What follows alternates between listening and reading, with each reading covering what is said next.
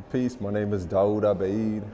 I'm an artist, first and foremost, teacher, Reiki master. Black men have a big wall up. You know, we tend to, in order to cope with all that society deals with, historical stuff, genetic memory, if you get into all these things, to go into the vulnerable space is a very scary place to go. It's a slippery slope, it's a rabbit hole. So a lot of brothers don't even venture there because they're not really prepared to deal with what comes with that. It's a very courageous thing to do, and it's very overwhelming. So that's a lot of why a lot of people don't even want to deal with what they're dealing with, you know, because it's just not knowing where it's going to lead to. If I think about my childhood, I was always from home, but then even society, you're always prepared to deal with conflict.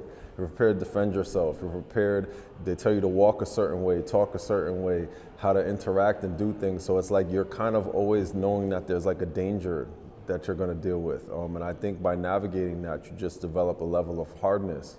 You develop a shell, but in doing that, it's like I talk about the fact that I remember somewhere in my teens, I stopped being ticklish. That level of sensitivity just kind of went away. And I know with that, other things left that didn't come back till later, like when I started getting tuned for Reiki and things. I felt there was a whole rush of sensitivity that came with that. But I noticed for myself and a lot of my peoples, it's like your pain threshold kind of increases, but with that, you lose a certain level of sensitivity. You know, when your life is in danger, when you have, you know, friends being killed and things of those natures, and you still have to go to high school and you still have to function, you have to develop a level of like hardness, like closeness. You know, you're enduring things in this society, because all over the world people deal with crazier stuff, but here we tend to be the ones that face possibly going to jail, all the things that come with going to jail. You know what I mean? If you care too much and you're not in control, there's more of a possibility of those things happening. You know, so it's just like a lot of stuff that we have to. It's a protective shell you have to create. As I got older, like probably somewhere in my 30s, it started shifting. But when I was younger, it was necessary. You know what I mean? Like I don't think I would have been able to function if I was softer and more open. You know what I mean? Because it's like, I know it's just the things that you have to deal with as a Black Latino man growing up in the society, as a Native American person growing up in the society. There's certain stuff that you know, you have to kind of just get up and keep it moving. You know what I mean? And like, you can't do that and be open and soft and emoting all the time, because then you can't function.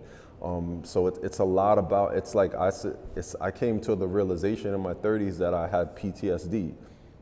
And I noticed it in all of my peoples too, you know what I mean? And we started talking about it. But it's something, that PTSD that I had was also normalized. Nobody really thought about it. Like, I thought about how like we would talk about violent shit that happened to us or violent things we navigated, but we'd be like smiling and laughing about it. You know what I mean? And other people would kind of be looking like, what's wrong with y'all? Like, how y'all joking about that? And it was like, then it was like, yeah, this is kind of weird. You know what I mean? Or having certain things happen and just kind of being like, whatever, like that's what happens. Like that's, you know, that's life. Like it's all a coping mechanism. I went to the same school from the time I was in 7th grade till I graduated high school. And I had an advisor named Herb Rosenfeld who knew me from the time I was young. And like, so he kind of like watched me, and he would be like, are you okay? You're dealing with, there was conversations about it with parents and things of that nature. I definitely was depressed. I didn't know that's what it was. It was just normal to me. Like if I look at pictures of me back then, like my eyebrows are always furrowed, like my eyes are smaller and closer, like, you know, it's more of like a stone face about things. But that was normal, and it was kind of like what all of my peoples were pretty much dealing with too. And the thing with me is, at a young age, I didn't smoke, I didn't drink, I didn't do anything. So I was just like dealing with it. Like dancing actually was my outlet. You know, when I discovered like the club scene and all that stuff, that's where I could be free and have fun and dance and release in a constructive way. You know what I mean?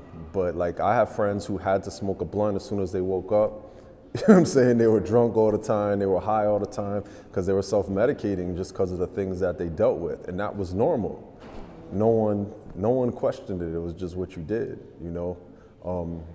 And I didn't become aware of it until I got attuned for Reiki. Like, I'm like, I don't smile. Like, you know, I don't do this. I don't do that. That's how I identify. That's just what I thought. That's just who I thought I was.